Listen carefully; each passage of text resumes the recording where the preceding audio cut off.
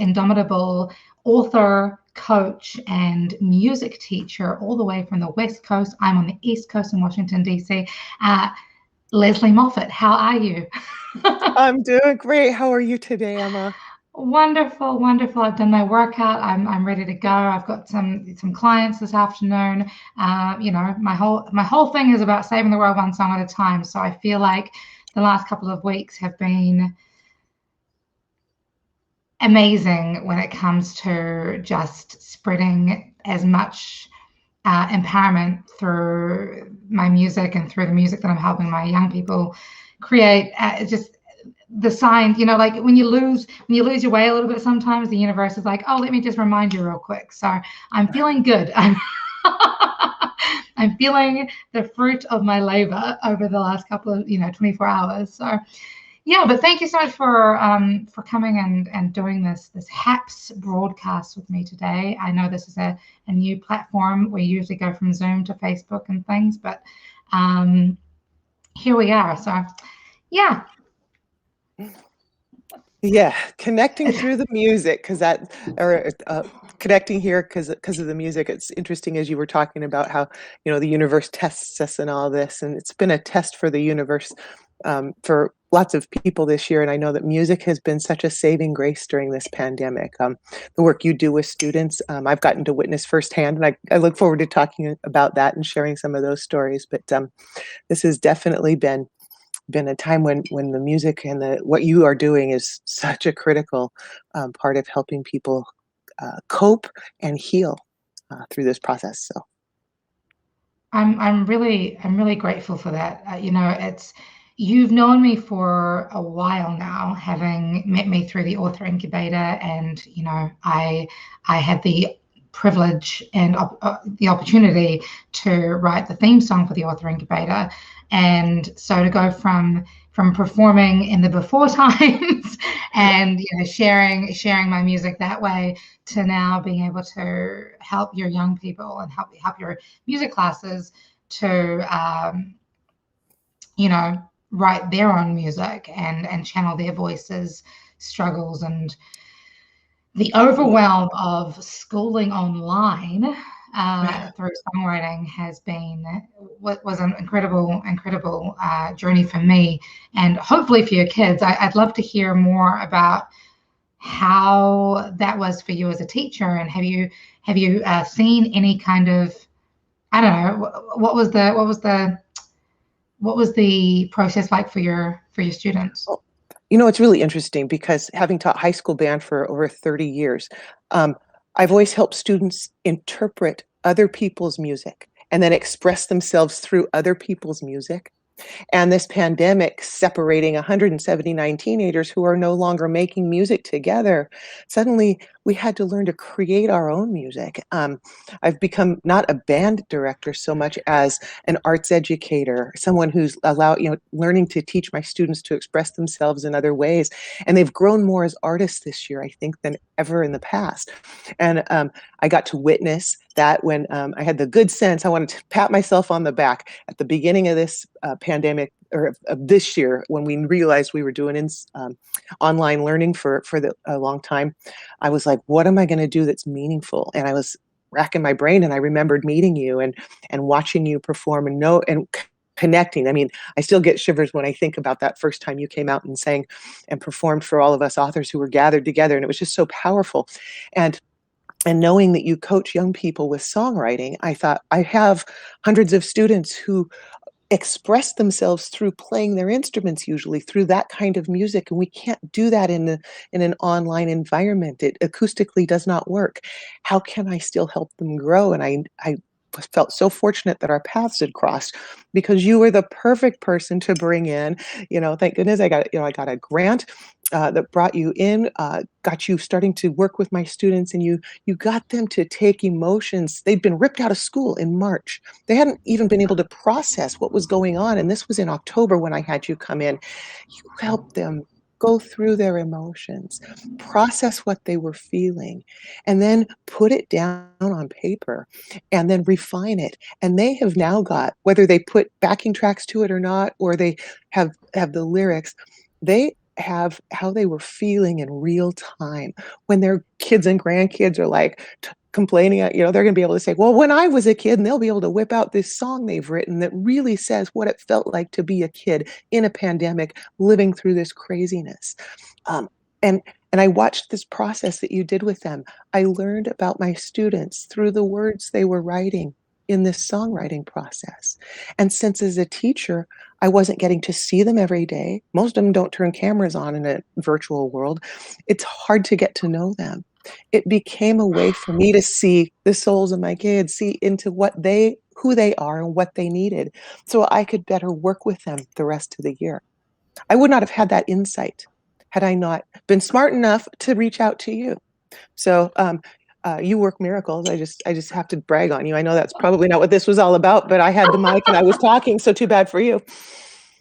No, I'm so grateful. And it's funny that you say that, the kids generally don't turn their cameras on. It's really hard. I'm such a believer in soul sharing, and it's hard enough to try and connect with people through the camera, let alone having no visual indication about how somebody's reacting, because body language is such an important thing. But I think that's one of the great things about music and songwriting, is that we are able to connect even deeper, because it's almost like, and I kind of liken it as a superpower, right? Like, you can hide behind the mask of music, and being able to like hide behind that mask allows you to step into your vulnerable even more than you usually would be willing to. So, I'm so chuffed. I don't know if you guys say chuffed in this country. Happy, pleased. I'm pleased. I'm very happy to hear that that you're able to connect with your students so much easier because of the songs that they were writing, and some of the creations they were coming out with were incredible. I mean, sorry. Oh, just recently, I have to tell this story too, because my assistant principal was my supervisor, observed a class, dropped in a couple of weeks ago, and it happened to be a day where one of my 9th graders had written a song with you back in October. And then she had asked me a couple weeks ago if I could help her get a backing track done. So I made some arrangements for somebody to help her with that. And then I had received the finished product. She had recorded the vocals and then talked to the other person and everything. And I'd received the final product and said, can I play it during our class so that you and your friends hear it at the same time?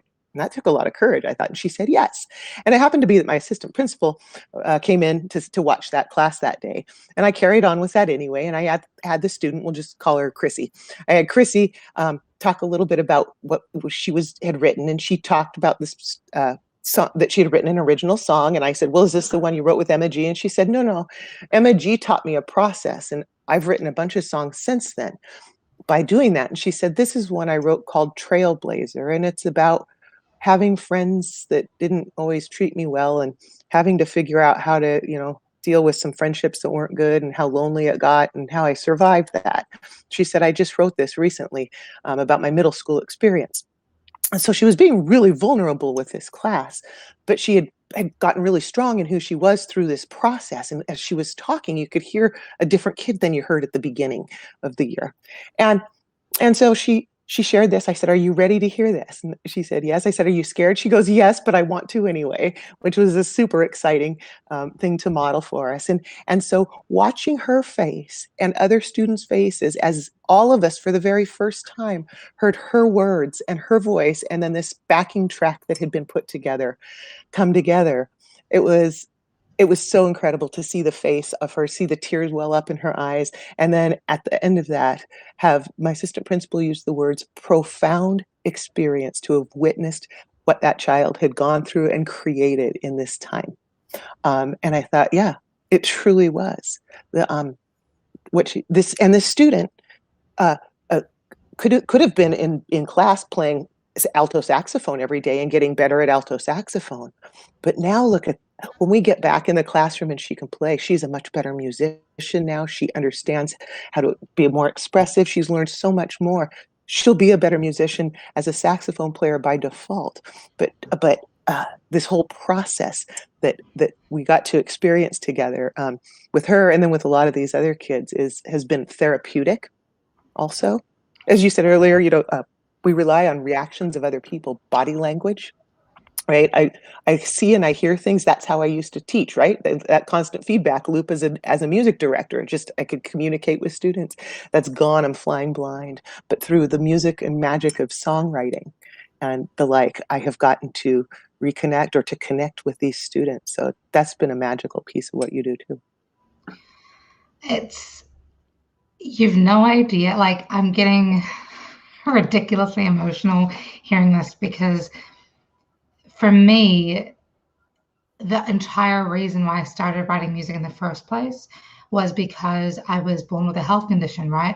And so having had 10 brain surgeries from the age of 4 months up until the age of 12, and, finding it really difficult to connect with my peers, let alone adults, knowing that, the experiences we go through as young people is, especially as young women, and I can't speak to young men, but, the experiences that I have had as a young girl growing up, and going through all the traumas of normal, teenagehood and adolescence, let alone being a teenager and an adolescent in a pandemic where you're forced to school from home and isolate yourself.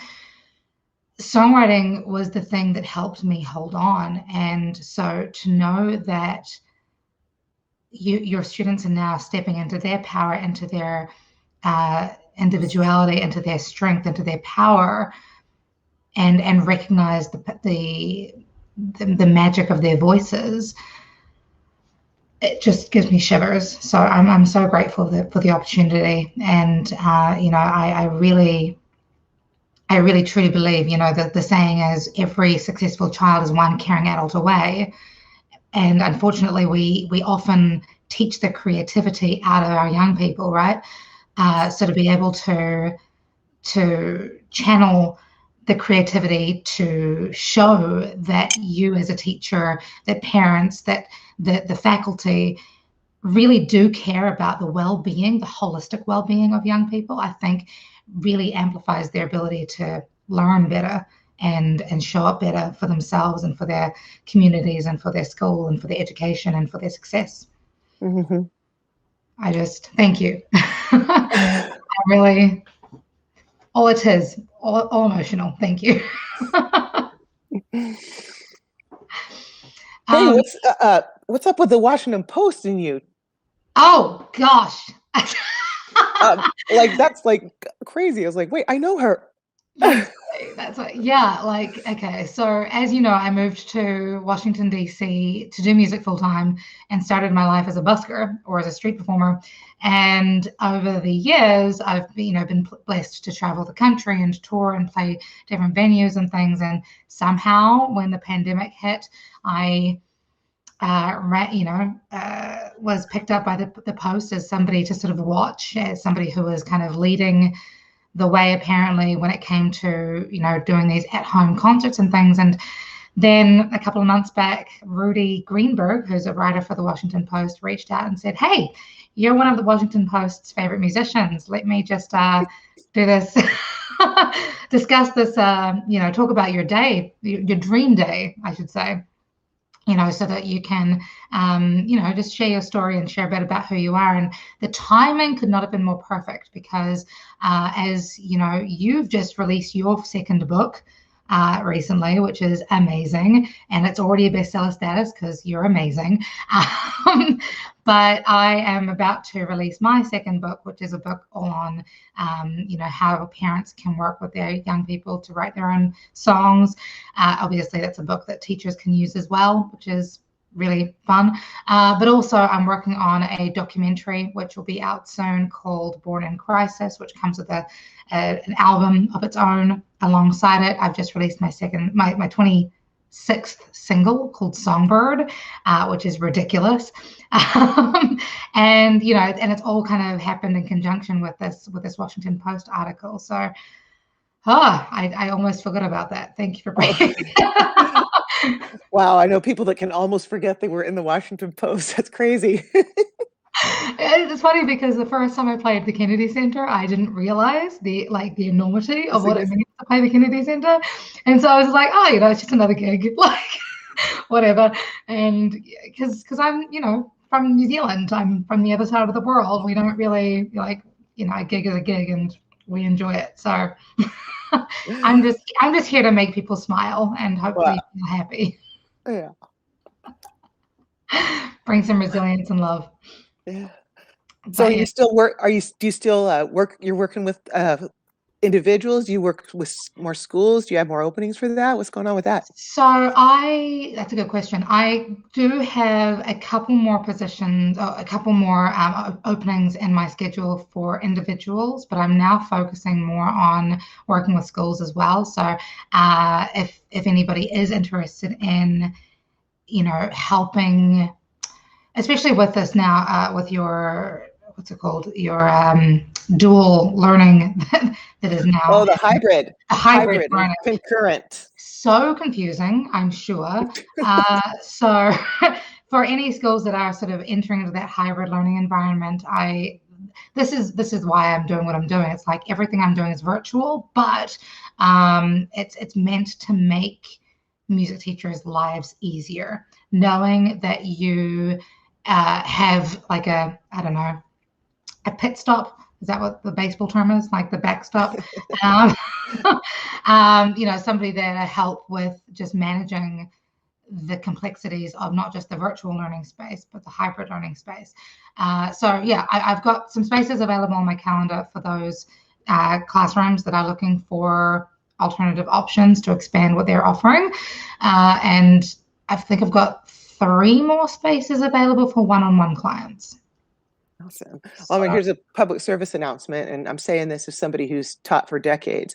If you music teachers are out there with booster grant money or anything like that, this is such a great use of this because I'm telling you, being able to have her in there with that that format, that plan of how to write. She teaches kids how to write songs, just like in a plan like we would teach kids how to follow a template for blues progression or how to improvise within a chord structure. And that's the beauty of this. So you guys have made my life so much easier, and it helped my students tremendously through this pandemic piece. So I'm so glad you're doing that, and that you're working with groups of kids because they feed off each other. I thought that was really fascinating when I watched you work with the kids, how you'd be coaching one of the kids, but other kids would be revising their things based on the questions you'd be asking of this particular kid you were working with. It's like a master class for each of the kids.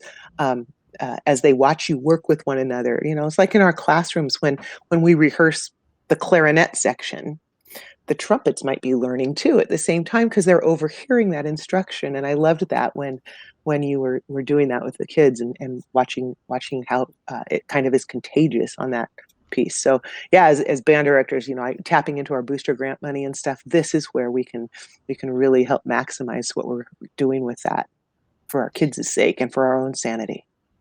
I love that. I think thank you for shining light on that. I think there's a lot of people who feel as if when you get students in a classroom together, that the peer pressure or the need to be cool or to show up some type of way overrides learning experience. However, because I was raised and got my teaching qualification in New Zealand, we have, our Indigenous culture is called Māori, and so we have a lot of tikanga Māori teaching principles that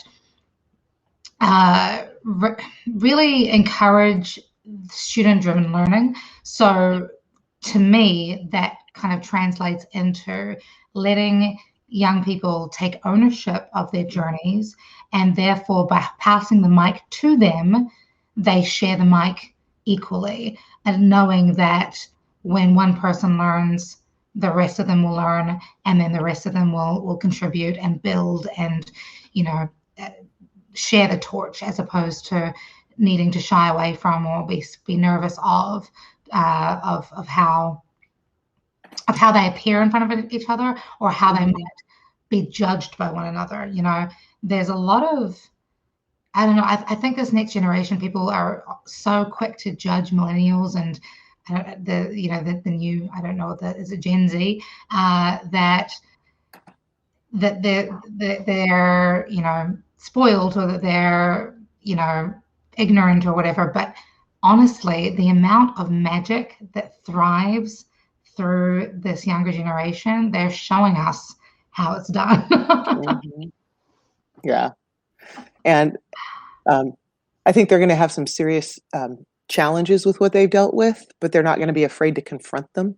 And I think that music and the arts are such an important way for people to do that. That are social and emotional needs. We talk about social and emotional learning all the time for our students, and for how about the people that take care of the students, the teachers? How do we keep them in that headspace too? And so this is, music.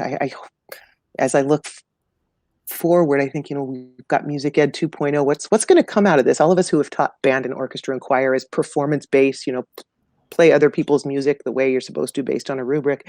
I know when I go back in the classroom, it's going to be so different now, because once we get not this hybrid stuff, but when we're back in the buildings with full-time groups, there's going to be so much more creativity that we explore than just performing as large groups. Students will start arranging music more often, I'm sure, writing their own pieces to perform and the like. And I think ultimately that makes them better musicians. That helps them therapeutically better, because they've got healthy ways to express themselves, to communicate. And when they do it, they always are amazed at how people respond and say, hey, I connect to that. Yeah. That girl writes a song called Trailblazer about being bullied in middle school. Whole bunch of kids can connect to that. And the ones that, and adults, and the ones that haven't gotten past the bullying part, who are still feeling it, can see hope that she got through this. I know her. Now maybe there's hope for me. So on so many levels, this is so healing and so helpful. So what you're doing is in conjunction with music education in the schools. I think it's such a beautiful partnership. It helps. It's a win-win for our kids to have this opportunity. They'll bring so much more to the table when we're back in the classroom full time again. Thank you. Yeah, I was reading recently the World Health Organization released an article stating that it's going to take approximately 10 years for us as a country, not just as a country, but globally, for us to mentally and emotionally recover from the pandemic and from the isolation and from all of the repercussions that we've had to undergo, because we're social creatures. So not only have we been living in fear for the last 14 months, but we've also been alone in dealing with that. And so I think music is one of those platforms that can really help us to dig into those dark spaces of ourselves, of our loneliness, of our fear, of our just lack of connection, and allow ourselves to your point, reconnect with one another again. Being able to recognize that when we write a song called Trailblazer about our middle school, experiences, that will touch the lives of every other middle schooler, every other high schooler, and damn near every adult, because we've all had those experiences. And songs, I'm sure you can remember when you were a teenager, Lesley, having that one song that you listened to when you were miserable, right? Yeah. I don't know what that song was for you. For me, it was basically the Linkin Park album, back to back to back. But being able to write that song yourself and know that that's your truth that you're singing, and then it's going to help other people as well. It's such a beautiful feeling, knowing that the answers are in you. That your magic will shine bright. Yeah, for sure. Look, I'm totally aware that you have to get going because you are about to start class in this new hybrid learning, environment. So thank you for coming on and talking with me about how things are going for you as a music and band teacher. I honestly so respect what you do. You're paving the way not only across America but internationally with the work that you do, and the way that you lead by example is amazing. So thank you so much for your time. Do you have any last things you want to say? Just be on the lookout. Chrissy's coming after. She wants to be just like what you're doing. So thank you for the inspiration, and for all that you are giving to all of these kids you're working with. It's really, really powerful stuff. And congrats on all your, for almost forgetting about the Washington Post. Al, it's all good. It's all good. One day at a time, I'm just overwhelmed with gratitude. So yeah, the Washington Post, of course. DC Fray is another publication I've been in recently, and a couple of radio interviews happening and going, about to happen. And so thank you. And if anybody is interested in learning more about what I do, obviously you can head to workwithemmag.com, and I will, you can get in touch with me and grab a free copy of my book. Apart from that, I really am grateful for you, Lesley, and thank you so much. It was great to see you. You too.